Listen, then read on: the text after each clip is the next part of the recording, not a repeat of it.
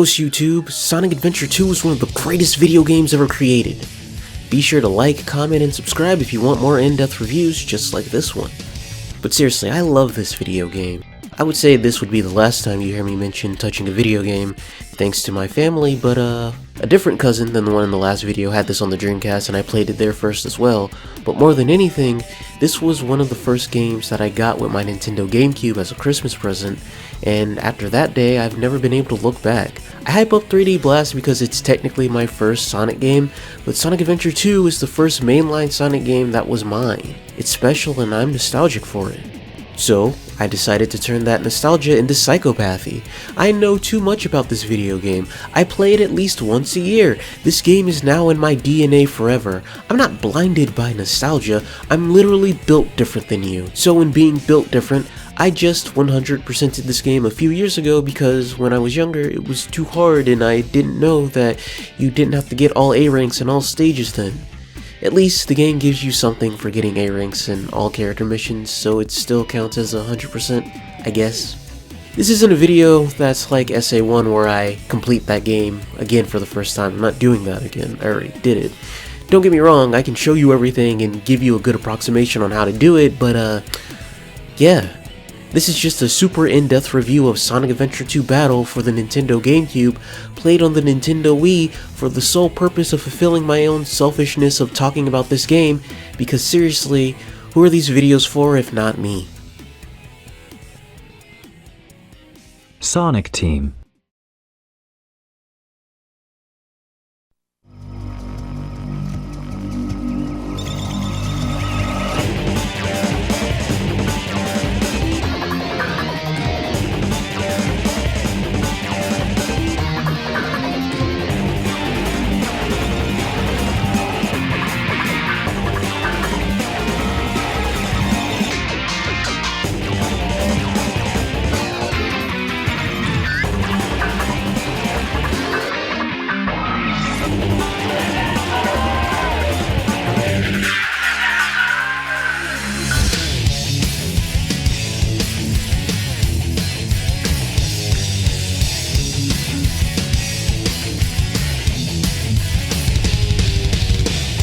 I'm proud, but everyone calls me the scientific genius of the world. I'm Knuckles the Echidna. My name is Rouge the Bat, better known as the Treasure Hunter Rouge. I'm Sonic. I'm Shadow the Hedgehog, the one and only ultimate life form. Now witness the beginning of the greatest empire of all time. Space Colony, Ark. Stop fooling around and give me back my emeralds. What you see is what you get. Just a guy that loves adventure. I'm Sonic the Hedgehog. I can't let you live. Your adventuring days are coming to an end.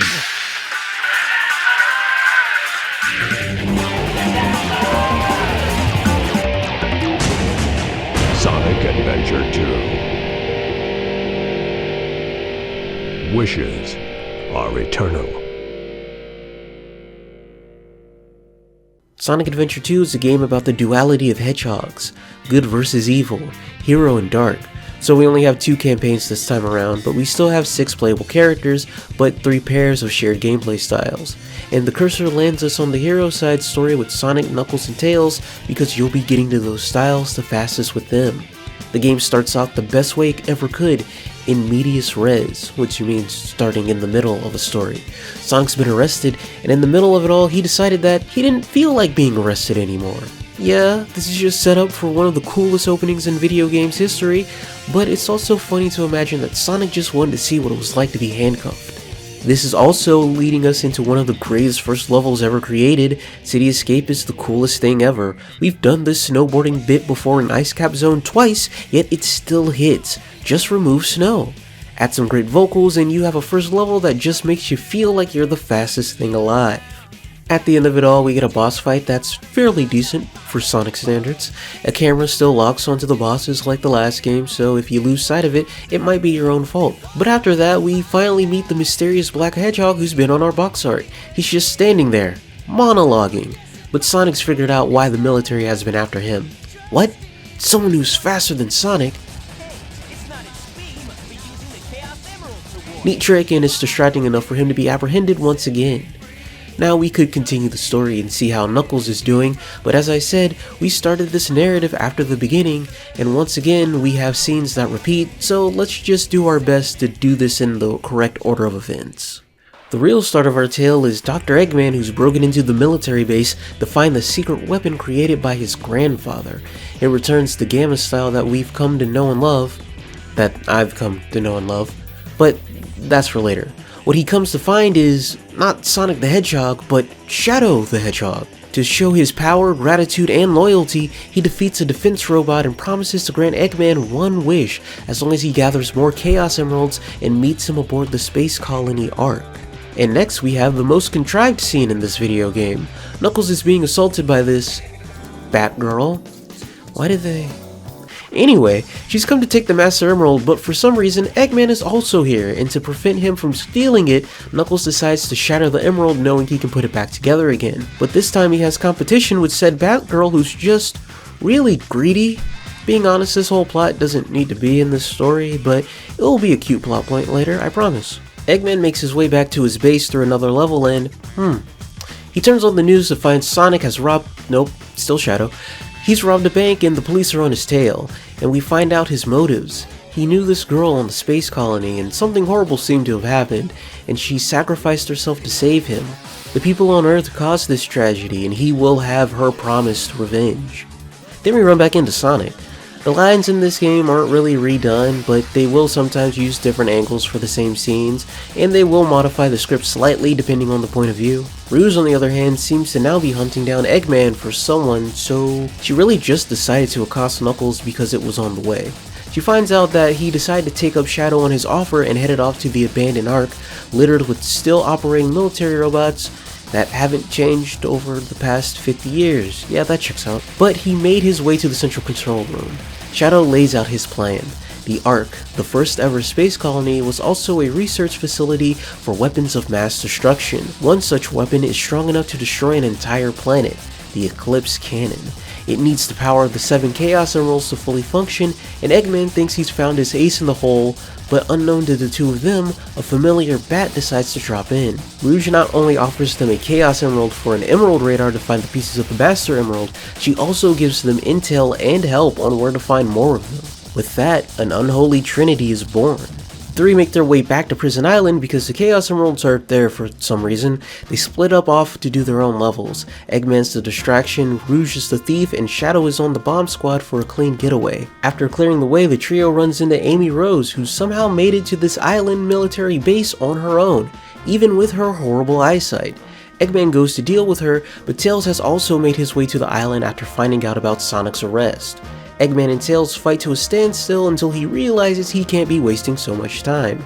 I really think the best parts of this story is when it intersects, so you know, this one's gonna get really good. Tails and Amy make their way into the building to break out Sonic, who's in an interesting cell. Meanwhile, Shadow is setting bombs and Rouge is stealing the Chaos Emeralds. There's only 15 minutes left before their operation ends. Rouge takes up 5 minutes and Shadow takes up the other 10 because someone got locked in the vault with the Chaos Emeralds. But Sonic has been on the hunt and he's finally found that faker. But once again, we have another even match and both of them are out of time. The island is going to blow. Sonic gets one final stage in and Shadow makes his way to Rouge in the nick of time to save her and get the Chaos Emeralds. Meanwhile, Knuckles is on a spooky hill all by himself. Back on the Ark, Shadow is remembering his time with Maria because of similar events playing out on the island. This Shadow of the past wonders why he was created. Professor Gerald dedicated his life to helping the people of Earth, so he thinks going down there might help him find out his purpose. But Rouge manages to snap him back into reality, thanking him for saving her even if he does put up a front of just doing it for the emeralds. Shadow, we saw those cutscenes, we saw those flashbacks, you can't lie to us, the viewer. Eggman can't let it get too sappy though. Let's get this show on the road and show off the power of the Eclipse Cannon. And it's pretty impressive. It blows up practically half the moon, and Eggman gives the world leaders a day to think about putting him in charge. Meanwhile, Sonic and the others are shocked at the level of destruction. The military is still after them and they have to make a break for it as they try to figure out where Eggman's located. Pesky federal offenses. Meanwhile, Knuckles finds himself in a spooky mine, but manages to somehow find his way back to the plot and his friends by the end of it all. Tails, on the other hand, figured out that Eggman might have took the emeralds to space and hijacks the president's car to figure out he's on the Ark, but he also figured out where his Earth base is too. Our villains, on the other hand, have to find the last Chaos Emerald, but luckily, Tails has it, and they're keeping track of him as he makes their way to the desert base. Through the power of teamwork, Sonic, Tails, and Knuckles make their way to the intersection of the base to try and find a spaceship, but Eggman tries to intercept them and fails.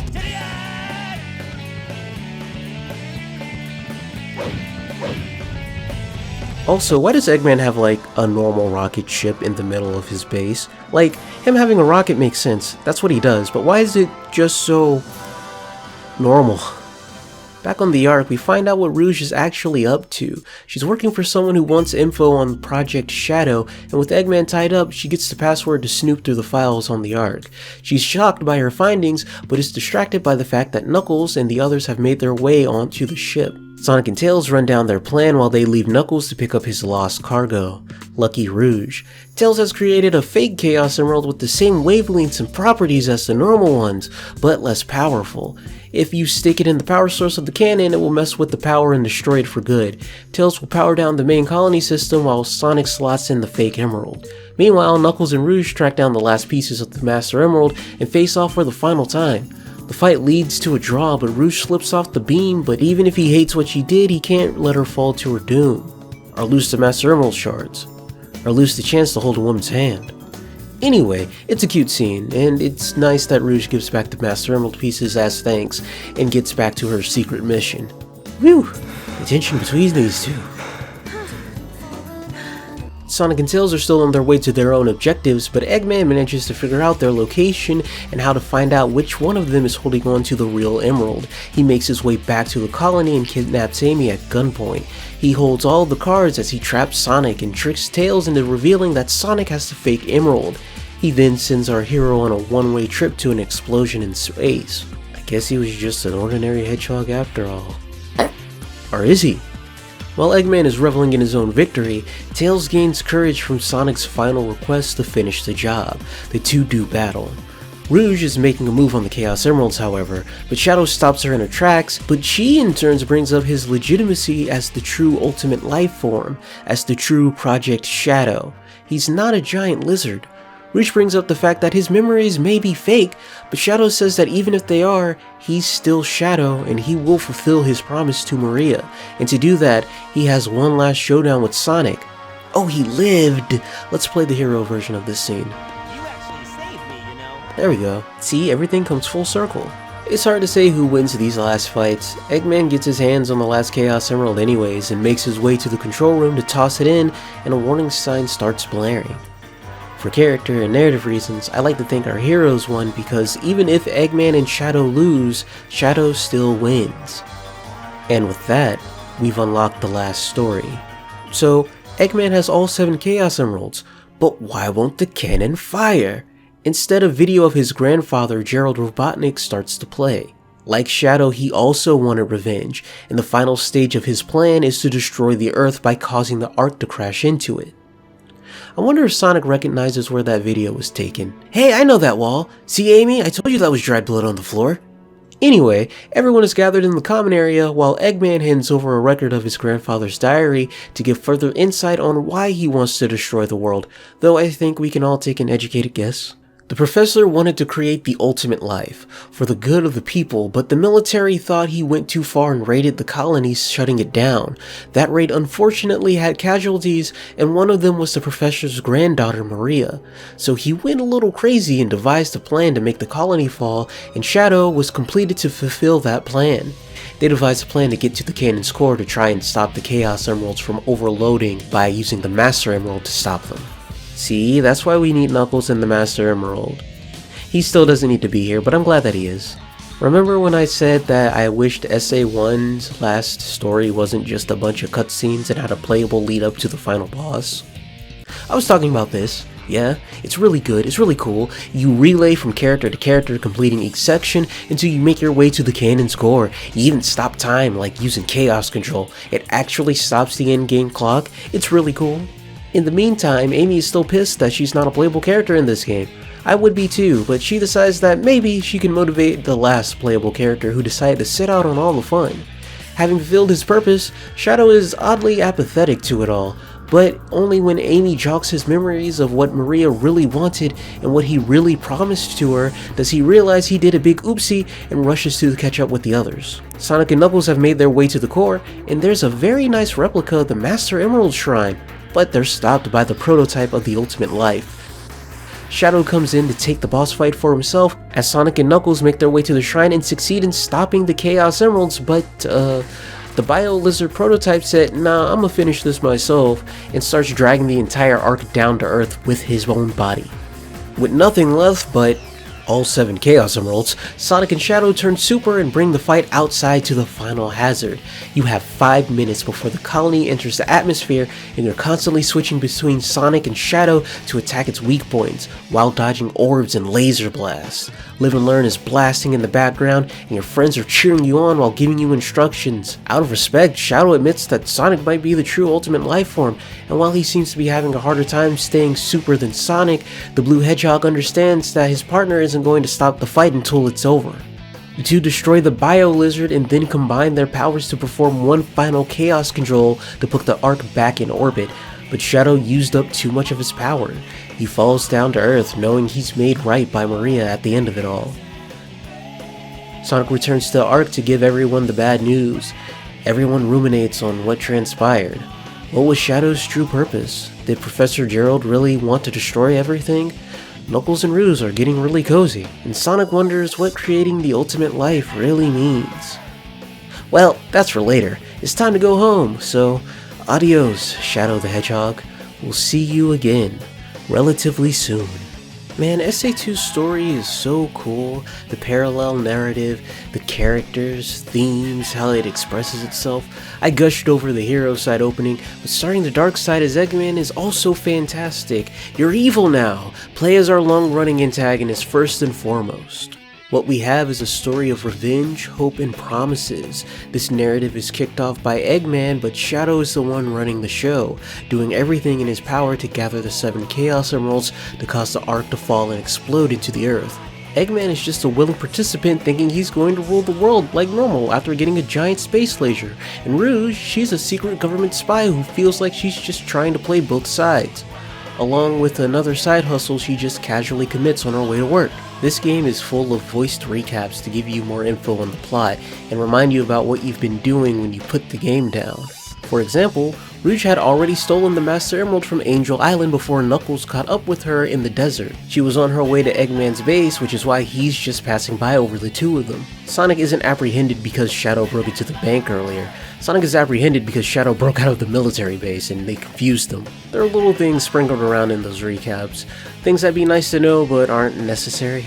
But this means that the story's overall pacing is extremely snappy and doesn't linger on things long. The hero side plays through like an action movie, while the dark side has a strong character through line with Shadow's ambition. The mystery on who he is what ties the two plots together, and the giant space laser. And then the twist ending really plays into it all. Can you pick up on the fact that the actual plan is to drop the arc into the earth and not shoot the giant cannon? No. But can you pick up that there is something deeper than what the game is presenting you with Shadow constantly mouthing off about revenge? Yes. Would letting Eggman rule the world really be a good enough revenge plan for Shadow? Is he even really the completed Project Shadow? What's that giant lizard about? And then you learn the fact that Shadow's ambition is Gerald's ambition, and then that just naturally leads into itself. In fact, I think the fake out at the end is really cool. The laser could have just fired at full power and done a good enough job, but the professor hated the world and what the arc stood for so much that he just decided to destroy both of them. That's powerful. From a character standpoint, let's go from weakest to strongest might not be the right order. So let's go from how much I have to say about them. Someone must have really liked Amy because she's still here even though she's not playable. They at least give her a few things to do and some good scenes with both Sonic and Shadow. After playing the last game, Amy should be the one to champion having faith in other people. Next up is Knuckles. I almost have to ask why he's even here. I mean, I know why, but Narratively, people make a big fuss out of Rouge and Tails being in this game, saying they were late additions because they weren't revealed in the initial trailer like the other characters. But they matter way more to the story than Knuckles. He's lucky he has fun scenes with Rouge. They play off each other really well. The straight-laced kinda dumb guy playing off the sassy, conniving lady, I love it. Also, what's with all the ghosts? It's so out there that it's kind of funny, but also why? Tails is next, and it's nice to see that the independence he gained from the last game is already paying off. He went to save Sonic by himself, he's going toe to toe with Eggman on every level, he's reached full team planner position. If Sonic Adventure is a game about doing, Sonic Adventure 2 is a game about planning, and slotting Tails in that position is a great place for him to be. They even make a nice little reference to the last game by him getting the Chaos Emerald for defeating Eggman. But the icing on the cake is what he does when he thinks Sonic has died. Some people think it's just retreading SA1, but you have to understand that in that game, Tails did those things for himself and he wasn't asked to do them. The thing that makes this moment special, and he says it himself, this is the first time Sonic has asked him to do something. At least something of this magnitude. Being recognized by his hero through his action is the completion of his original arc. It's good. And it's why I'm still mad about Sonic T. Hedgehog may be our protagonist, but he's the same as he's always been. Honestly, he shouldn't be this high, but talking about Knuckles led into talking about Tails really easy, so... Sonic meets his match in Shadow that isn't like anything else. Shadow's not as mute and has more agency than any of the mechanized Sonics he's fought, and while his agency can come into question, he's not being duped like Knuckles was. If this rivalry does one thing, it allows Sonic to become better than he was at the start of the story. He learns a new move, even if he does only use it like one more time after this in the games. But through all of his fighting with Shadow or being outsmarted by Eggman, we see Sonic pushed to a limit unlike ever before, and for characters like him, that's all that needs to happen. I played this game when I was young enough to believe he might have died in that capsule in space, but he managed to pull out a trick that even surprised his double. But in terms of character writing, our villains take the cake in this game, and of course they do. There's 2 new ones, and you get to play as Eggman for the first time. Rouge is multifaceted because she's playing 2 sides the entire game. She's pretending to help our villains by gathering the Chaos Emeralds, but her real objective is to find out the truth of Project Shadow and in turn, find out if Shadow the Hedgehog is really its true form. She also brings Knuckles into the plot, but I think that strengthens her character. She claims to be a treasure hunter, but everyone calls her for what she truly is. You are one pathetic creature. I was going to say thief, but pop off. But it's that disposition that is also perfect for a spy. Even though she's a greedy little gremlin, she can also be sentimental. Even though she's playing to ruin their evil scheme, she's grateful to Shadow for saving her and genuinely seems worried about him not being who he thinks he is. When she goes to try and steal the Chaos Emeralds, it really seems like she's trying to talk him out of going through with his plan. Don't know why she still didn't just steal the Chaos Emeralds when he left, but whatever. Plot's got a plot. Eggman, however, has a one-track mind for world domination. I don't think we'll ever see a game where Eggman is portrayed as more human than this. Oh, he's just like me for real. But seriously, he's so motivated that it becomes endearing. I don't want to see him win, but I like seeing him work. The connection to his grandfather is also interesting. He looks up to this great scientist that from the outside just wanted to help mankind, but finding his secret journal of weapons of mass destruction must have made him giddy like nothing else. He's even a little proud that his grandfather had a plan to destroy the world, but is still taken aback at the length that he would have gone to have his revenge. Eggman would never destroy the world. How would he be able to take it over? But those mixed feelings are interesting. But what's most interesting is how even he is susceptible to the camaraderie that permeates this video game. He's put in a position of trust with people he can't fully control for the first time, and after they've proven themselves to him, they have his faith. He gives Rouge the password to the central control room, even though that was a mistake, and he asks Shadow to finish the job if he gets done in on his way to face Sonic and Tails. It's nice. And that leaves us with Shadow T. Hedgehog, someone who can only live by serving others. Oh boy, there's a lot to unpack with this guy, and I don't know where to start. Let's run over his narrative. I'll be using information gathered from a translation by Brownie's Hideout on WordPress of the game's Japanese perfect guide written with notes from the creators and writers. Information that's long been on the internet and that I've long known about, but I can easily link it to you in the description below and not sound like a crazy person. You know, not more than I already am. Shadow is the ultimate life form created 50 years ago on the space colony Ark, created by Professor Gerald Robotnik, and was friends with his granddaughter Maria.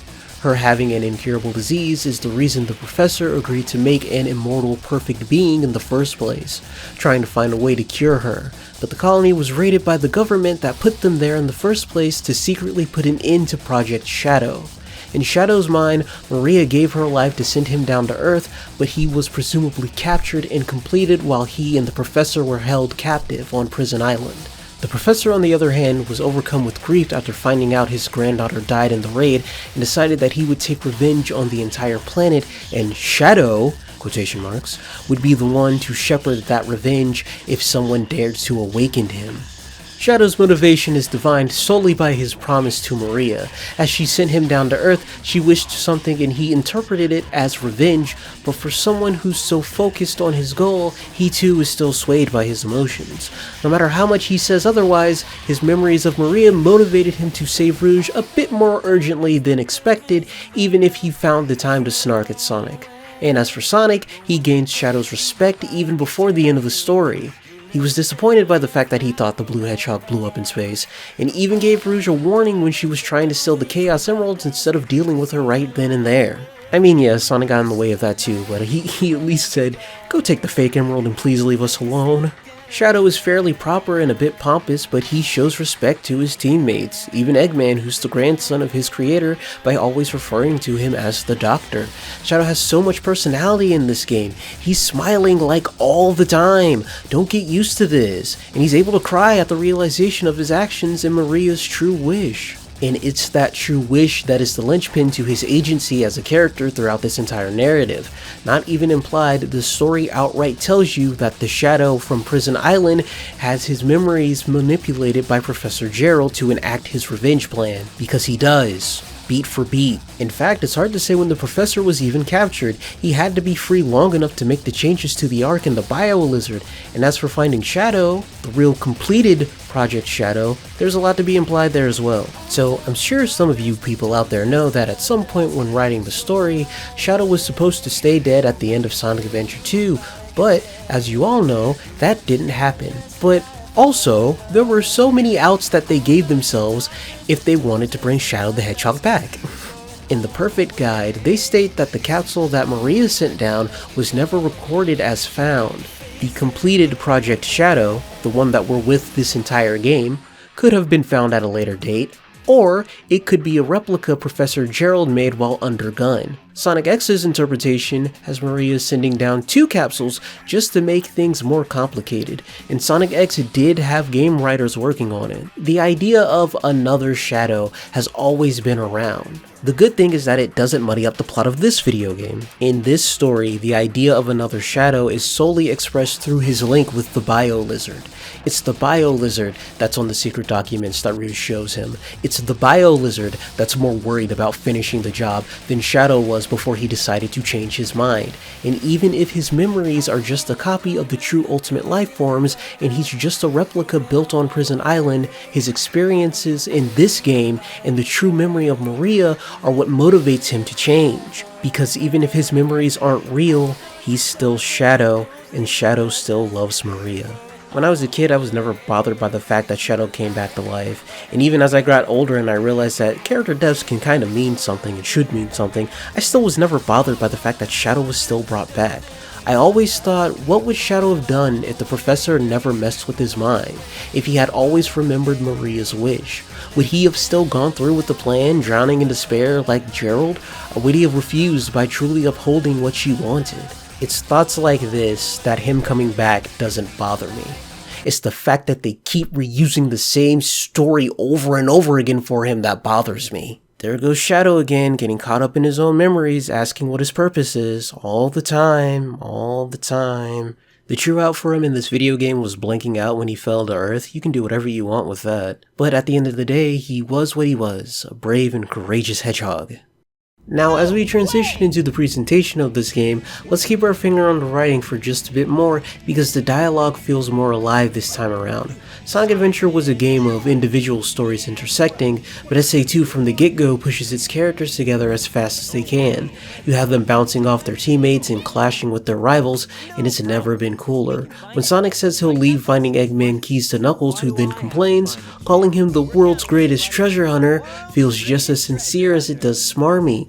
Or when Eggman shows up in the Egg Golem, both him and Sonic are fighting for who's leading that moment. This is highlighted by the coolest scene direction this series has ever had, bar none. No other game in this franchise has matched the sheer number of cool, dreadful, and sheer sweet moments as this one.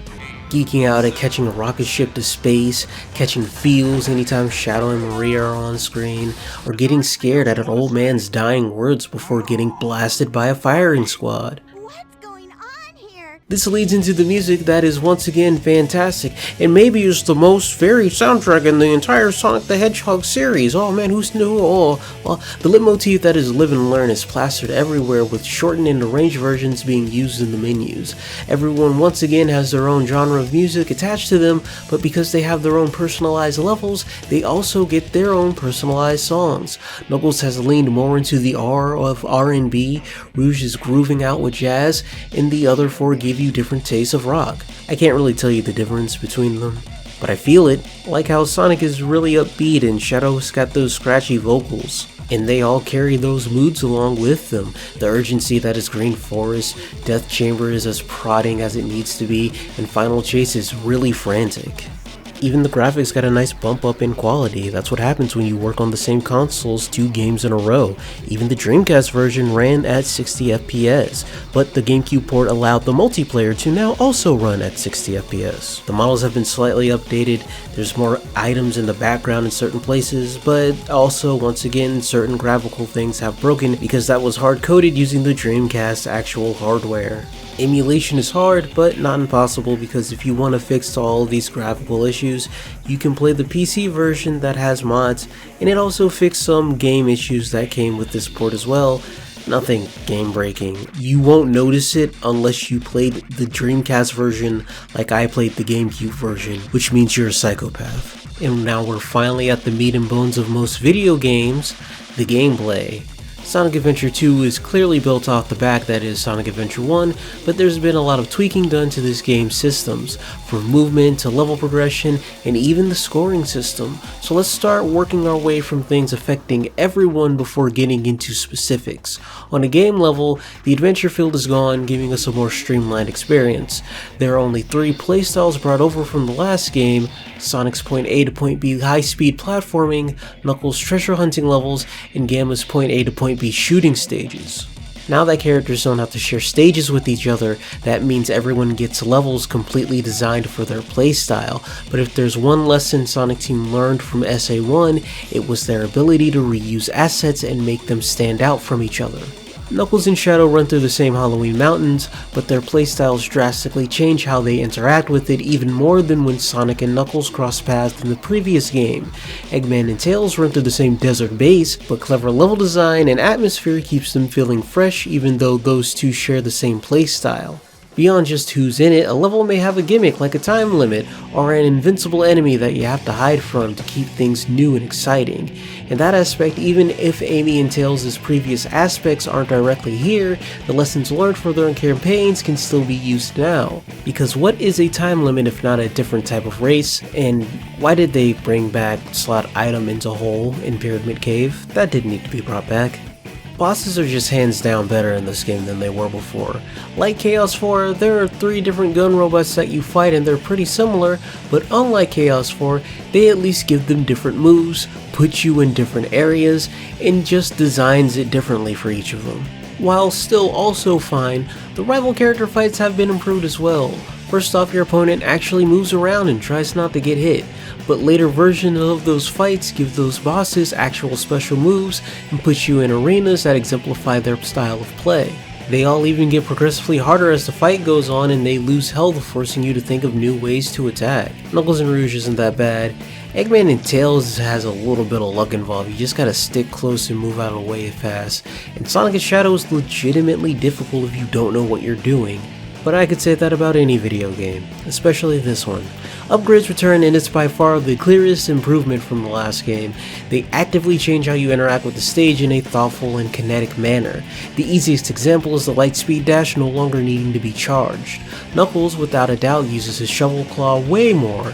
The Jet Booster Gamma God in the last game was fun, but this time the game forces you to use it way more often, and it's all the better for it. They really thought about the skills you would get even in the past stages where you don't have them, because going back to them with them makes them more compelling. City Escape has a use for every single one of Sonic's upgrades just so you can refresh yourself on them. But beyond just that stage, you'll have to use everything this game gives you if you plan on taking on the expanded level missions from SA1. Instead of just 3 missions, there's 5 this time around, each of them giving you an emblem. The normal stage mission, collecting 100 rings, finding the lost Chao, a time attack, and finally hard mode.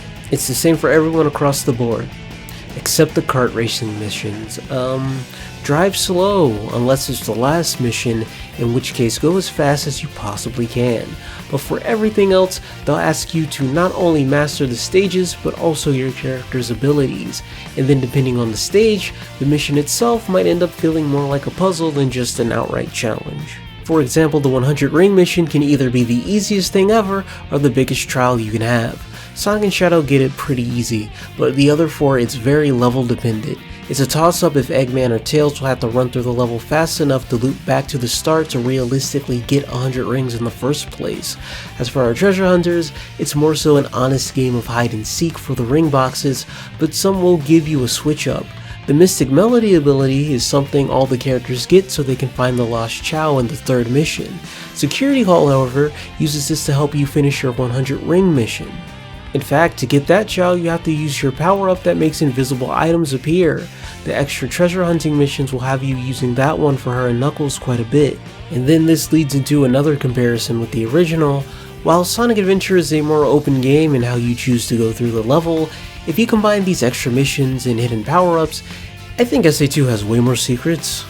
And I think the upgraded blaster for Tails is a great example for this. In the final room of Prison Lane, there's a locked gate and it only rises when you destroy all the enemies. It's really hard to see them all, so you'll only be clued into the last one when you complete the stage and you see the mission tally. Alright, you saw it, but you still can't get to it because you need a power-up from later in the game. And they get to be a little cheeky about it because even if some harder levels require you to have other upgrades, you don't need that one. It promotes replayability, just like the Hidden Chao missions that will have you running to places you never knew you could interact with, like the other side of the bridge in Radical Highway. I know some people love going to places the developers never planned on you reaching, and I enjoy a bit of that too, but I really like thoughtfully crafted puzzles that play with the idea of space. Items put in places that you think, oh, I'm pretty cheeky for doing this, and the developer goes, nah, me too though. More so than feeling special, I like to feel rewarded, and that leads into one of the biggest changes that has stuck with this franchise even to this day. Because while you can choose to ignore it, it did change how all of these characters interacted with their levels, their gameplay, and even the level design. It's the ranking system. Sonic has always had points. In the classic games, they gave you continues. In SA1, they were actually worthless, so SA2 decided, why not make them mean something? So they now are used to judge you. In terms of just beating the game, they don't matter. In terms of judging how someone plays the game, they also kinda don't matter because they reset back to 0 once you die, so if you mess up a perfect run at the end, you need context. But getting all A ranks for a character does unlock something. Getting all A ranks in the last level does get you an emblem, and that does unlock a secret, so we'll get back to this while we dive into each character specifically and how they've changed. Sonic and Shadow bring back the high-speed platforming you've come to know and love, but tweaks have been made. Let's start with the level design, because it's the easiest to see. It's way more straightforward than it was before. I said in Sonic Adventure 1 that it felt like these levels were made the way they were to accommodate multiple characters running through them, and maybe a strong desire to expand outward because it was their first time really designing in a 3D space. But now that these hedgehogs are all alone, the focus is purely on moving forward. But that doesn't mean the levels are one-way path hallways. Side routes, little skips that reward you, and more classic-styled high-low divergences are the name of the game. Though it would be a little hard to notice them because it's typically just a punishment here or an alternate way to go down this route there. SA1 has a stronger focus on speed and skips and when you get there, where SA2 focuses more on style and how you get there. Sonic's movement has also been modified. He's a little stiffer than the last game, his jump isn't as floaty, and the spin dash, while still effective, isn't as powerful nor as level breaking as it was before because it's finally designed the way it was meant to be. And the level design doesn't really cater to it as much as SA1. But that also doesn't mean you can't still do some cool skips and tricks with it. I think his stiffer movement also works well for these stages he runs through. He doesn't veer to the left or right as much as he did before. The homing attack is back, but this time ring boxes also have hit boxes that pop you up just like enemies. That means you can now use them to also traverse the stage. You still have to aim it, especially when the game wants you to use it on things that it doesn't home in on. Though speaking of things it does home in on, there's a cool wide springs trick that you can do on Radical Highway. I don't know if it was like this in the original adventure, but these things do also have their own momentum and angles that matter when hitting them. I think it's pretty neat. Back to more things, like I said before, they upgraded the Lightspeed dash, you have a new somersault move, and Sonic gets a bounce attack. If you've noticed something with these games, it's that they take the classic mentality of having a lot of skills be used by one button, the B button in the version I'm playing. Some people think that having all of these context-sensitive buttons makes doing certain moves harder, and it does happen sometimes, but overall, only one of them will consistently kill you if you mess it up. The bounce bracelet will probably have you dropping into a pit at least once per playthrough because the Lightspeed dash didn't want to register. Also the electric shield, so annoying. Also be extra careful with the Lightspeed dash in and of itself. It also has some homing properties, so if you aren't lined up correctly, you might not follow the chain of ring and spaz out. But the biggest addition to the style has got to be the rail grinding mechanic. It's the most intricate it will ever be in this game, but that's what makes it cool. Someone looked at Shope's shoes and went, yeah, that's it. It just fits. So how does it work? Well, you keep your balance on the rail to keep your speed. You crouch on straightaways because turns make it harder to balance. You can quick hop from rail to rail. You do tricks. But to be brutally honest, you don't need to do any of that until Sonic's final level. Almost every rail in this game is easy enough to get through by just letting go of the control stick and letting it do its thing. But I only know that because I'm a psychopath who's been playing this game for most of his life. A first-time player will be doing their best to interact with the game, so much so they might even be going slow enough to realize you can fall off these rails. Physics and momentum come up a lot when talking about Sonic, but these rails are the first time they've been so apparent in 3D in my personal opinion. Sir, SA1 and 2 still have Sonic rolling down hills faster than running, but these rails will show you the real difference between going slow or going fast more than anything else in this game, and it's the most sensitive to player input as well. PS3 and Xbox support might have even made them even more sensitive, but that's not gonna probably be a problem if that's the first version you touch. So, because the game will eventually ask you to do some of these tricks, especially if you want to do the hard mode missions, let's go over them. Press the crouch button. Sure, you can run into any of these rails and get enough speed to get to the end of them, but crouching will give you enough speed to understand how they'll launch you depending on your momentum. Crouching is the best way to learn how turns affect your balance, but you lean into the turn. You could also stop crouching on turns to make it easier to balance, but also who cares, that's for 2-player mode. Rail switching can be finicky. It's based on tilting the stick to the rail you want to jump to and hitting the jump button, so I'd stick to doing that only on straightaways as often as you can, and never doing it when the camera starts to turn or become dynamic. But the biggest trick is to learn how to normally jump off rails. As said, if you flick the stick, Sonic will try and switch rails, and you can do this at any time, so if there isn't one next to you, you'll enter a vulnerable state and probably fall to your death. The best way to get a normal spin jump is to let go of the stick and jump first before you change your direction. You can still hold up and do it, but why would you risk that? Sure, it can be argued that Sonic is less floaty than in SA1, but he still has a great deal of aerial movement. The game even encourages this with enemies hanging around the rails in Skyrail, and Final Rush is littered with rail switching and graphics that help you with trick timing so that you can also take them back to past levels and learn how to do them there, them being the lessons you've learned. As for how the ranking system plays into Sonic and Shadow's gameplay, the game no longer focuses purely on speed. You get extra points for stringing together homing attack chains, tricking off rails and ramps, and even just hitting springs and pulleys. You're rewarded for interacting with the enemies and the stage gimmicks, whatever they may be. Running to the highest point of the rocket, jumping through these random hoops, stuff like that. Personally, it's my favorite type of gameplay style for Sonic the Hedgehog. It's what made me love going for ranks in games point blank. Though I can understand that a pure speedrunning mentality isn't being catered to it here. Even during the timed missions, they want you to get the same amount of points as a normal run, so most of the time it's just do what you did before but faster.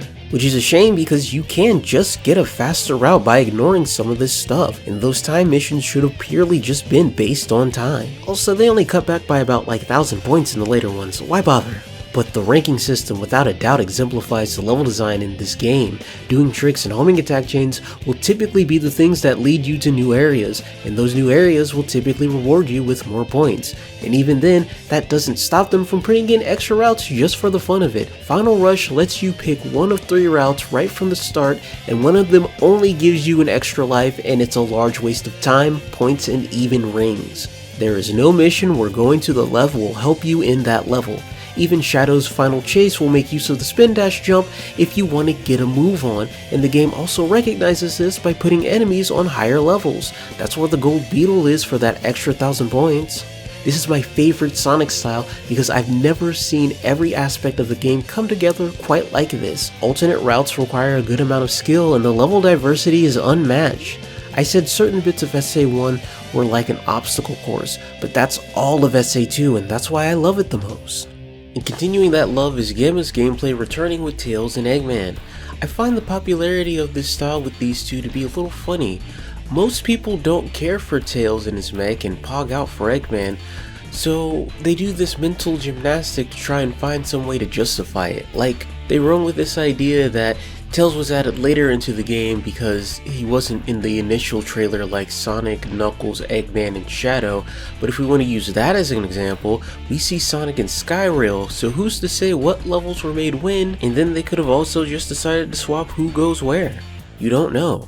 But what you do know is that the dark side missions are typically harder than our hero side missions, so I'm surprised people really enjoy Eggman that much more than Tails. I mean, I get where it comes from. In this game where every character has their own personalized level, a Tails that flies around like in the previous game would probably be pretty fun, but I'd still rather have this.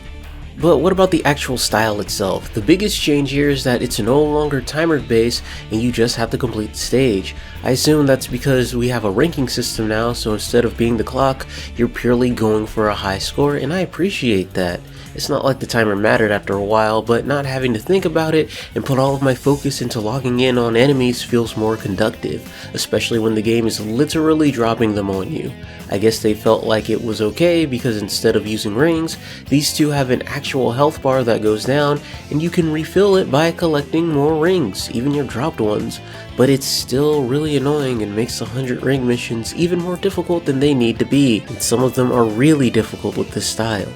Then you have their movement. Eggman and Tails actually feel like they have more weight to them than every other character instead of just being a taller, stiffer Sonic like Gamma, so you have to be careful how you move around, and they will constantly be putting you on precarious ledges. It's as if they understood how good the jet was in the last game because the platforming is heavily designed around it. They'll have you be jetting over pits or put you into low gravity and actually turn them into thrusters with boost. Even earlier levels before you get them put them to good use, like Eggman getting into his hidden base. With this great use, it's hard to say if these stages have more bottomless pits than Sonic and Shadow, but they definitely hit you harder, especially in later levels where you start faking you out by putting bombs in areas where you normally were meant to hit them. Sonic and Shadow can also just jump again in the air if they get hit. These levels ask for more focus and knowledge than the last style, but they keep up the pace by always giving you something to do. Also, you learn that the combo bonus counter starts with 2 consecutive kills, so it maxes out at 11 locked on targets instead of 10. Makes sense, 2 hits make a combo, but if you don't want to end up wasting a combo score, don't lock on to more than 11 enemies at once. Practice this in weapons bed, you'll figure it out. But we're finally at the biggest change in style, and it's the treasure hunting missions. Some people would use the word gimped or broken to describe what happened to them, but I would describe them as being more difficult because I'm not a baby or a coward. I don't think it's much of a stretch to say that SA2 on the whole is a harder game than Sonic Adventure 1, and the treasure hunting missions show this the most. No more light balls that just tell you the right way to go, and the emerald radar only picks up on 1 emerald at a time, so instead of bitching and moaning about how it is, let's think about why it is the way that it is. One of my biggest complaints with this style in the previous game was that you didn't really need to learn the level because of the aforementioned balls of light. So instead of that, this game gives you hint boxes, clues on points of interest, what the item might be in, or a specific action that might need to be taken to get to that item. You're not just finding emerald shards because of story reasons, but it's just a nice aesthetic touch because they all work the same. Then you just have an overall more thoughtful level structure. Yes, these levels are larger, but they are typically split into 3 main areas with a strong central point to get around them. This means that you have obvious landmarks to use to guide your way. Both of these things allow you to learn the level better and letting the hints help you even more.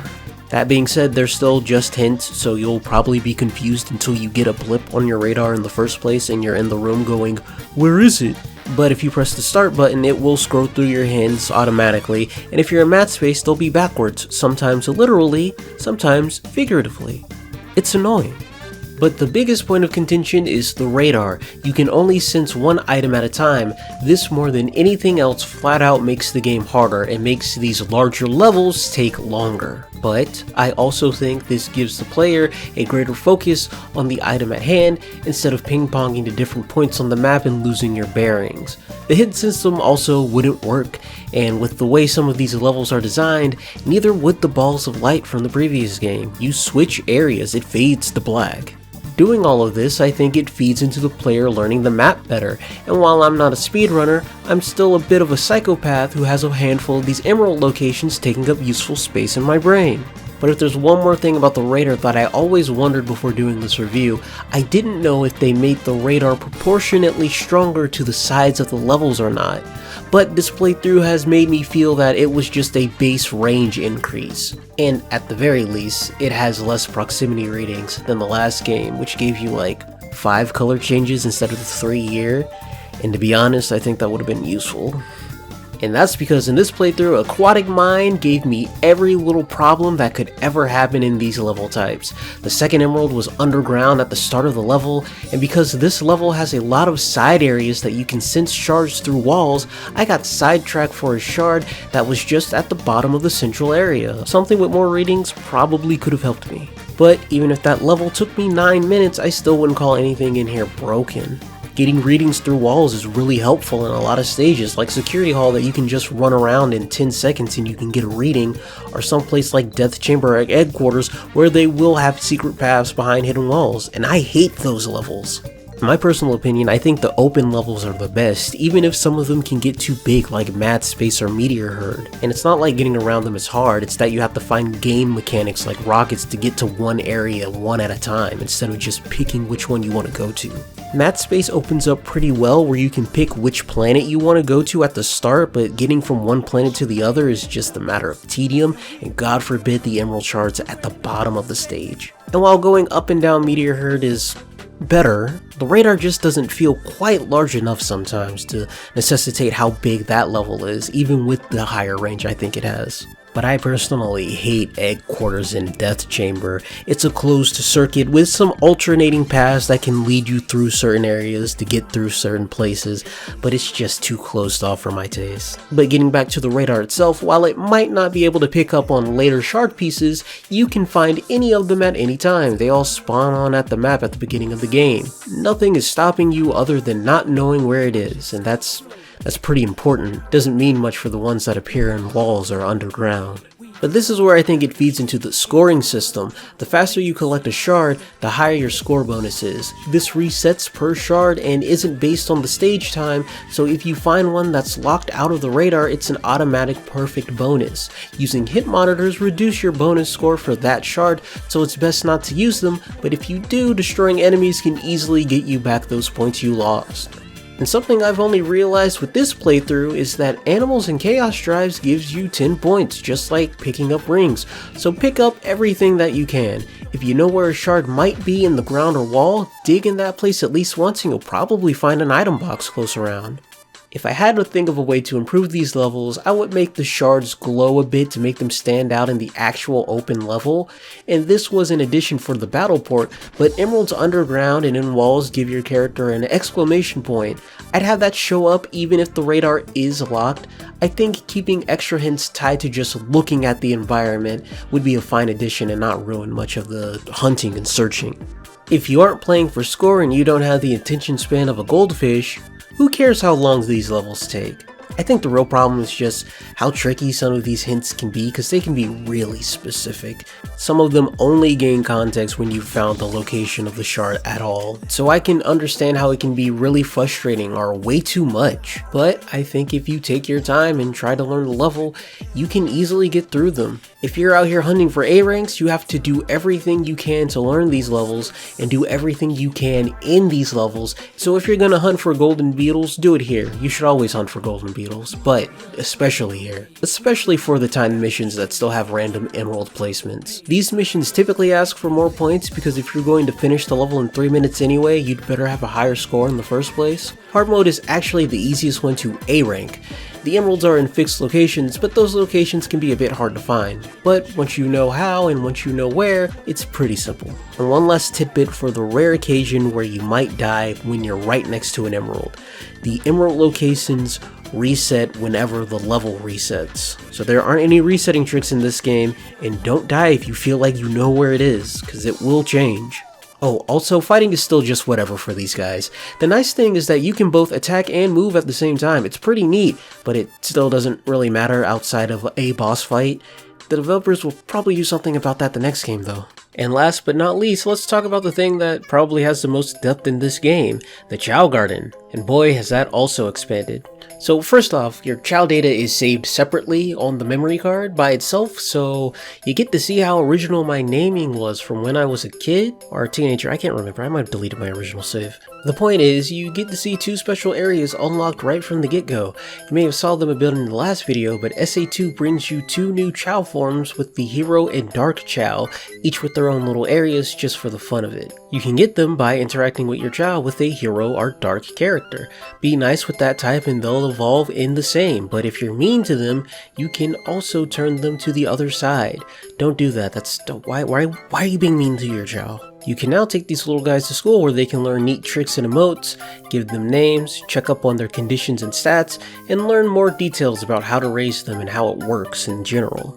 A mistake I made in the last video was thinking that the system that they carried over to Sonic Adventure DX came from the original Sonic Adventure 2 on the Dreamcast, but that was actually what came from this game, Sonic Adventure 2 Battle, the port to the GameCube. This includes the very helpful status screen that was only viewable on the VMU, redesigns to the Chao Gardens themselves, the inclusion of the fortune teller to name your Chao, and changing the black market from an online interface to just being in the game itself. There are a bunch of other smaller changes, but one of the bigger ones was adding a new Chao Karate minigame to this port. So let's start with that. Karate is pretty simple. Your Chao will fight against other ones in the ring. You win by either depleting the other's health or getting a ring out. There's a stamina system, and when your Chao runs out, you have to cheer them on with the A button to refill the meter. It's all stat driven like racing, so you're pretty much just a cheering manager. This mode finds a way to use all the stats, so since we're building in almost ultimate Chao once again, our bases will be covered. As for the races, it's also expanded from before, more races that make good economic use of the same cores. It proportionally expands as it gets harder or restricts itself for specialized races. They tell you exactly what type of race it will be, so using a specific Chao for a specific race can help, like swimming or running. But that doesn't mean your other stats don't help. The strength race is about flying over a gap of water to climb a wall, so a strong fly stat can give you an edge, and every race starts with a bit of running. And then the stamina stat finally comes in full swing. Stamina is used up during these races just like in karate, but you don't get it back, and you can cheer your Chao on and use a bit of it up for a burst of speed. It could very well be the gamble to win you the race, but when it runs out they're going to slow down, so be careful. There are even more special races to show off the different types of Chao you can create in this game. The hero and dog races are delightfully ironic, where heroes can only face devils and vice versa, but for the sake of brevity, your strong Chao will stay neutral so you can compete in both. You have to make one of each type to unlock the races, so don't forget to do that. They change when they evolve into adult, like in the last game. However, we'll be going over to the PS3 version of this game where I already have a 100% save file to talk over all of this stuff. Oh, I named them Honey! That's really sweet, considering I named the other ones by the stat I was trying to grow. And speaking of those stats, each stat on a Chao is graded to show you how adept they are at that ability. This goes from E to S. The higher the grade, the higher their stat growth. What we want to do is get as many S's as we can before we get bored. To be honest, I think a fully spec'd out A-rank Chao might be good enough to win everything. No one was a match for my sweet little Honey in any event, and they aren't even fully S'd out. But how do you get this cute little monster? It's through breeding and cheating like I did in SA1. The pick up and put down trick still works, so use it. Starting off, your Chao's grades are randomized at birth. I said in the last game that it felt like rarer Chao had better stats, but that doesn't seem to be the case. Stats work on a bell curve, with C being the most common. That means D stats are just as rare as B stats and so on, but S is its own little extra special rarity. Then to actually see the grade you have to take your Chao to the doctor. Once you figure that out, you'll generally want to develop their highest graded stat. When a Chao evolves, their most recent interacted stat will decide the type of Chao they will evolve into. That type of Chao will raise their grade by 1. This is how you get your swimming, flying, or power type Chao. This is also how you get the ultimate immortal chaos Chao as well. Have them reincarnate at least twice and give them a balanced diet of every animal, one of each being the easiest to track. It keeps them balanced and regular, and when they evolve, they should look pretty cool. It's a lot, to be honest. I've never had a Chao reincarnate. That's too much time to leave the game on for me. But back to our plan, once you have 2 adult Chao with the stats that you want to start with, then you need to give them a love fruit to get them to mate and make an egg. Crack it open and it will have randomized stats from both parents, meaning you'll be able to restart until you see their best stats show up. As long as the Chao data doesn't save, you can hard reset the game as many times as you need to before the 2 even make the egg, and through breeding, you can just breed out bad grades altogether. Or you can take the long way around and have your Chao reincarnate until it gets max S, but even I'm not that crazy. You just repeat either process until you get your desired stats, and boom, there you go. A little monster that can never lose. The Chao have a highly varied and open system that's pretty easy to get your head around even with basic knowledge. I realized that I didn't fully understand everything until this video, but I still got the results I wanted in the end. I highly recommend looking at a Chao wiki just to learn all the little bits like what animal removes its legs, or what animal in SA2 lets it wear hats, because it's a different one that I can't remember right now. But speaking of more changes, because Chao Karate was introduced, they had to shuffle some emblems around for the battle port. Every race won't give you one, but they will help in unlocking the other courses, and you'll need to do all of them to get everything anyway, so while the Chao raising is the same, getting all 180 emblems in battle is technically harder, but only by a little bit. Only by 1 emblem. Let's focus on that to move into fun extra stuff. Now, if you were a child when this game came out, you probably looked at the emblem results list and went, all A ranks? Aw geez, I gotta get all A ranks in every mission of the game? But if you actually read the description, it says, mission clear results of the last stage. That elusive emblem most people say for last is exclusively only for getting all A ranks in Canon's core. Significantly easier, right? I'm sure a YouTuber has already told you this before. But that's not to say that Canon's core is an easy level, but its score is a consistent 29,000 for when it matters, and the timers are pretty lenient on you if you know what you're doing. But overall, I think the hard mode missions can catch you off guard if you aren't careful. The levels are modified by having more enemies, removing platforms from pits, or making gimmicks just a bit more difficult to deal with. Like I said, Rail Canyon will make you learn how to rail switch and jump off rails. Enemies will be modified like this guy that shoots bombs but now shoots lasers. But that also means there's a higher chance to get more points, and the game typically doesn't ask for much more to get the A rank. I think they're a fun little challenge that remix the levels a little bit, and now that I know that I don't have to get an A rank in them, I don't care how hard they are. But if you've done all of your missions, then what else is there to do? There's a boss rush for both hero and dark sides, and then a combination of the two taking you all the way up to the final hazard. Then there's kart racing, just an extra racing track and custom cars to play with, 3 more emblems, and if you finish every mission as a character, you get a secret car with boosted stats. But if you're crazy enough to get A ranks with every character, you unlock the secret skins for the Battle 2-player mode. In the original version of this game, that's how you unlocked characters like Amy or Tikal, and it seems like there were only just skins in that game. In this port, they're unlocked from the start, and they have their own moves, big quotation marks. They mostly just shuffle around effects and tweak stats. Amy and Metal Sonic seem to be the most affected. Metal Sonic doesn't get ring skills, but he has his shield, and Amy gets skills really fast, making her really annoying. The Dreamcast version has less stages, but you also were restricted to what characters you could choose. It was always Hero vs Dark, so you wouldn't be able to do something like Sonic vs Amy or Eggman vs the Dark Chao Walker. In fact, the Dark Chao Walker is new because before it was just Big and Eggman's Walker.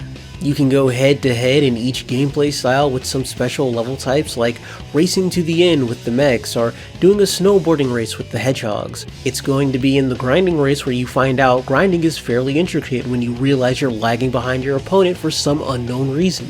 But I iterate once again, this game type is where it matters the most. You unlock more stages by just beating the story mode, you can set your battle settings for handicaps or set the number of rounds you do. This also works by just selecting a set of levels from the side.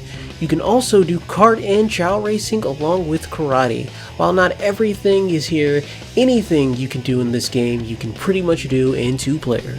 And with that, that's pretty much the game. Wait! I forgot to talk about what you get for getting all the emblems.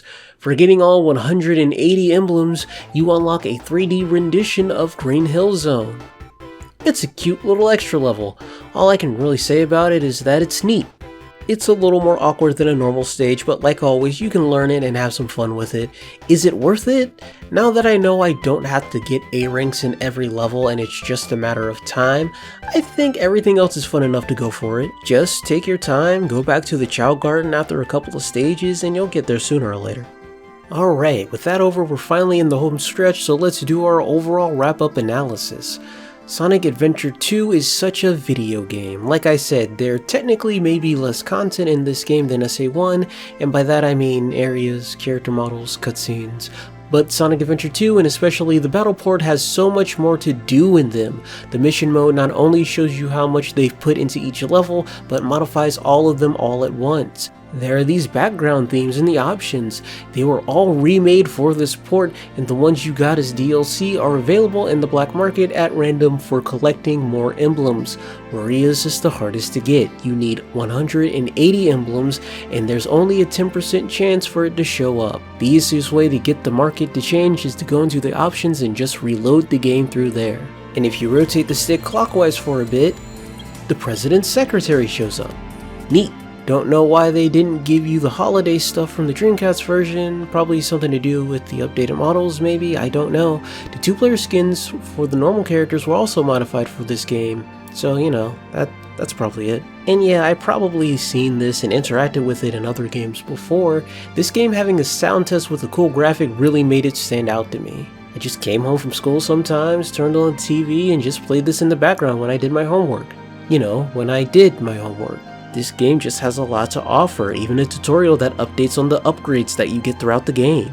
I've said this before, but I think Sonic 1 through 3 and K are the perfect example of iterative game design getting better with each sequel, and I still think that's true of Sonic Adventure 2. I think it trims the fat that needed to be trimmed, Amy, Biggs, and Tails, and improves on the mechanics it brought over, Sonic, Knuckles, and Gamma. And Big wasn't even really forgotten. They hide him around in places in the Dreamcast and PC versions. Sometimes it's funny, sometimes I hate it. But I really do find everything better. The level design, the story, the presentation, the extra content. I get it if you don't like it as much as Adventure 1, just like I get it if you like Sonic 2 more than Sonic 3 and Knuckles. I just don't agree with you. And that's fine, you're not wrong. Yet, it's just that there's a lot of opinions on this game, and some are fairer than others. Some are more informed than others. Some aren't even opinions, and are just what that person likes and dislikes said in a very definitive way.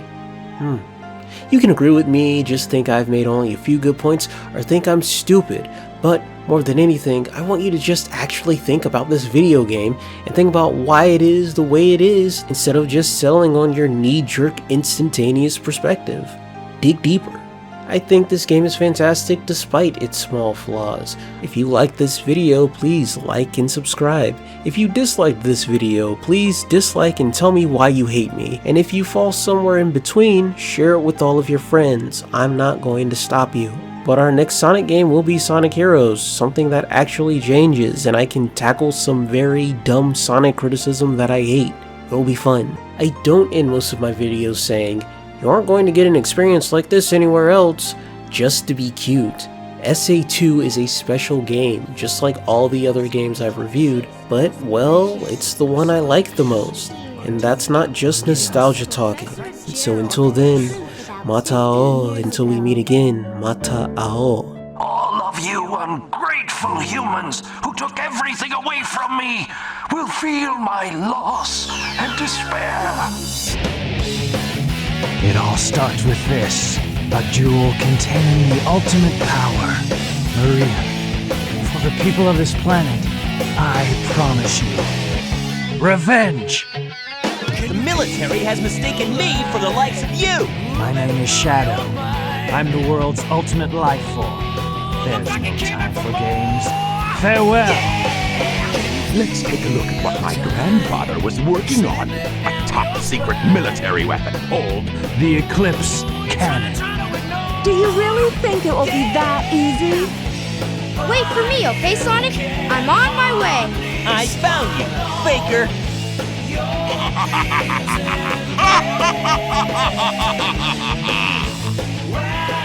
Why do I have to find the key? We're counting on you, buddy. Come and get some, Eggman! Just leave it to me! It has the same wavelength and properties, but is less powerful than the real one. I won't let him down. I won't give up. I'm sorry if I hurt you. You just wanted to hold my hand, didn't you? You never cease to surprise me, Blue Hedgehog. You actually saved me, you know. So, there's more to you than just looking like me. What are you, anyway? What you see is what you get. Just a guy that loves adventure. I'm Sonic the Hedgehog! Do you actually believe that you're the real Shadow? No doubt. Even your memories might not be real. I plan to give you a taste of my revenge once all the 7 Chaos Emeralds are collected. Once I initiate this program, it cannot be disabled. The colony was closed down, probably to keep the prototype from falling into the wrong hands. I found Maria's name among those who died when the ark was shut down. Just She leave it meant to me. everything I'm to the me. world's fastest hedgehog. Hey, let's get to work! Even if my memories are not real, it's still me, Shadow. Shadow, I beg you. Please do it for them. Give them a chance. To be happy. I've gotta go now. I have to keep my promise to Maria and you. Leave this one to me. I'll take care of this while you run to get the Chaos Emerald. Servers are the 7 Chaos. Chaos is power. Power is enriched by the heart. The controller is the one that unifies the chaos. Only you can do this. Can both of you hear me? Atmosphere entry in about 4 minutes! Sonic, I think I've discovered what the ultimate life form is. It might be you. Shadow, I understand. You're unstoppable. Let's destroy this creature now. Everyone is waiting for us back on Earth. Here I come, you creep! Son, Shadow, you two are the only ones who can stop him now. Sonic! Shadow! Give it your best shot! You can do it. Please! Shadow, I beg of you, give them a chance. Chaos Control! Maria, this is what you wanted, right? This is my promise I made to you. He was what he was. A brave and heroic hedgehog. Sayonara, Shadow the Hedgehog.